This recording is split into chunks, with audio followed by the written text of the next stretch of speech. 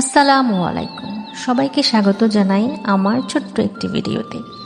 এবারে কোরবানি ঈদের পরে আমরা সকলে মিলে পিকনিকের আয়োজন করেছিলাম। সবার সামান্য সামান্য অবদানেই তৈরি হলো আজকের সুন্দর আয়োজন।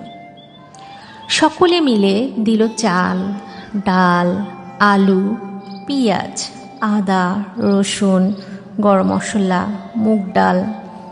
সকলে মিলে দিল কোরবানির মাংস, সালাতের জন্য শসা, আর পরিশেষে ড্রিঙ্কস আর আচার, লেবুও ছিল সাথে।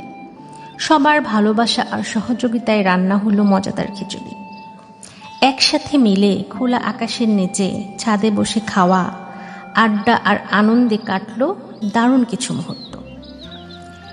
এমন মিলন মেলায় খাবারের স্বাদের চেয়েও বেশি ছিল আন্তরিকতা আর বন্ধনের উষ্ণতা।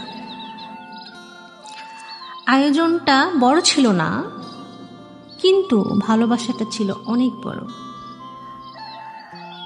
সকলে মিলে সবার সহযোগিতায় রান্না হলো আজকের খিচুড়ি।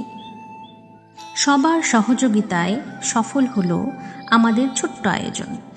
এমন মিলন মেলা বারবার ফিরে আসুক, এটাই আমরা কামনা করি।